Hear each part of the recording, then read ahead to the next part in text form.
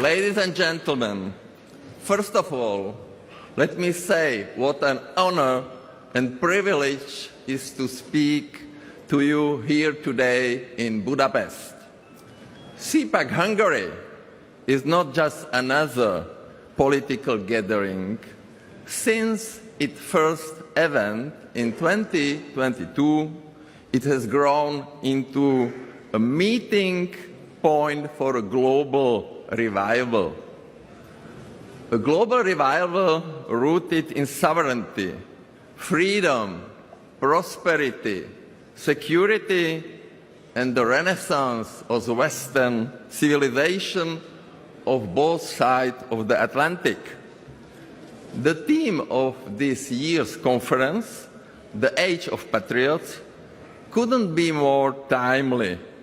We are standing at the historic crossroads in a time marked by deep divisions and mounting tensions.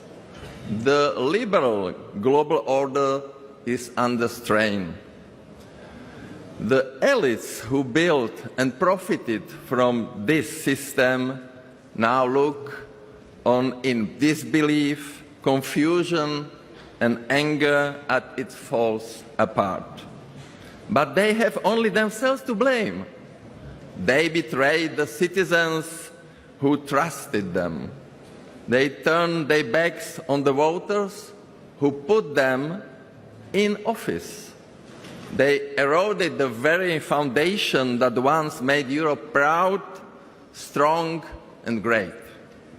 They wanted to replace the love of country with hollow globalism, bury common sense under endless layers of bureaucracy, replace centuries of tradition with social engineering, substitute natural population growth with mass migration, sacrifice prosperity for green ideology, limit free speech and freedom of information. It is ironic, since the European Union started as a noble vision, a promise of freedom, peace, and prosperity through cooperation among sovereign nations. It stood for free movement, open markets, and mutual respect. A union that celebrated the diversity of histories, languages, and cultures. A Europe that served its people, not ruled over them. Instead of partnership of free nations, the EU is becoming a machinery of centralization. Today, Brussels no longer listens. It commands. It doesn't reflect the will of nations. It overrides it. Instead of protecting freedom, the European institutions are regulating it out of existence.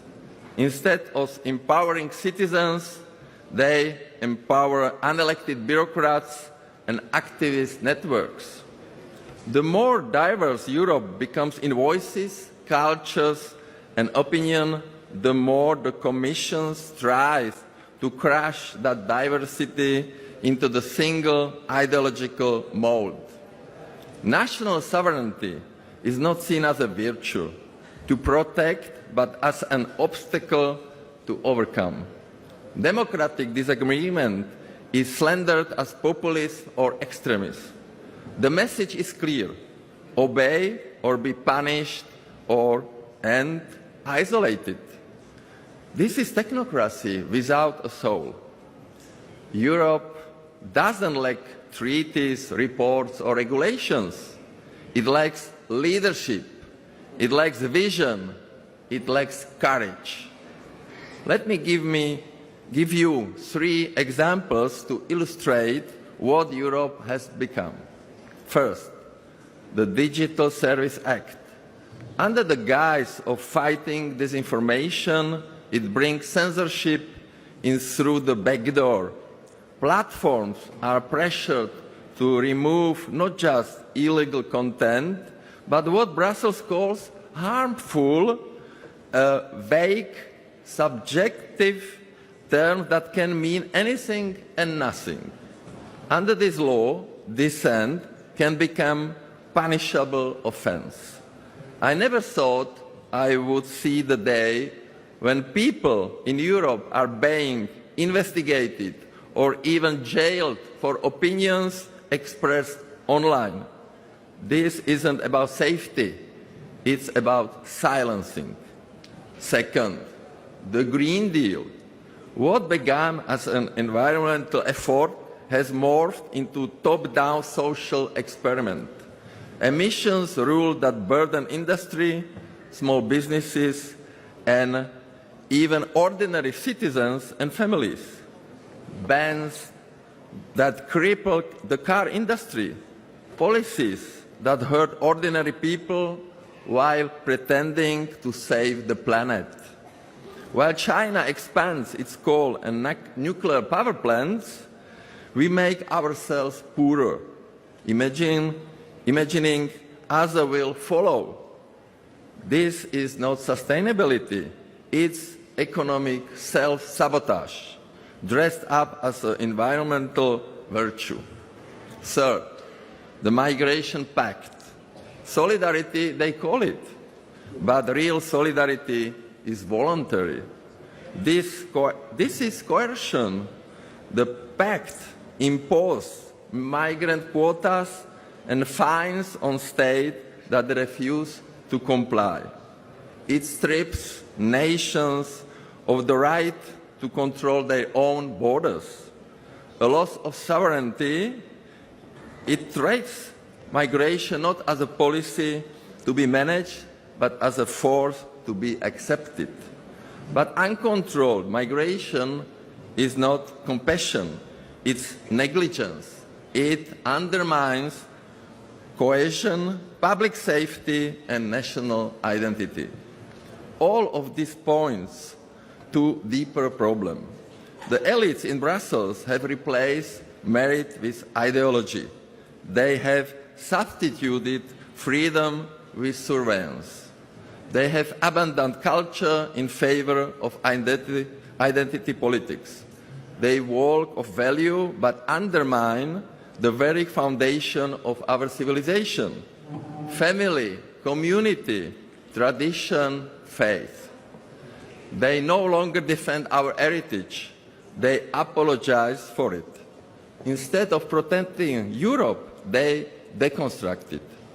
This is why we need a renaissance, not just of policy, but of principle. We need a European Union that returns to its roots, a community of nations, not a supranational entity. A union that respects diversity rather than erasing it. A union where freedom means choice in markets, in speech, in daily life. We must reclaim Europe, not from outsiders, but from insiders who have forgotten that Europe is. Europe is not Brussels. It is Prague, Warsaw, Budapest, Rome, Paris, Madrid. It is the voices of citizens who want to be heard. It is the right of nations to govern themselves. It is the right of families to raise children without ideological interference.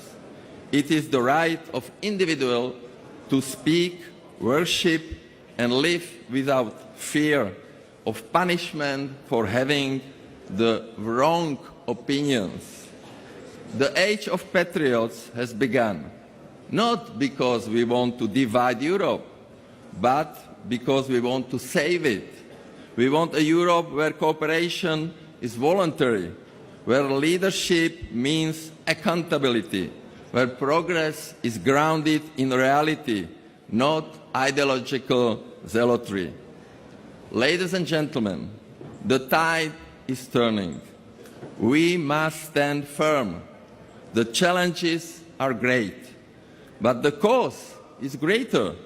It is the cause of freedom, of sovereignty, of family, of our future. So let us stand together as patriots. Let us fight for Europe our children deserve. And let us never forget a Europe that forgets its people is a Europe without future. Thank you.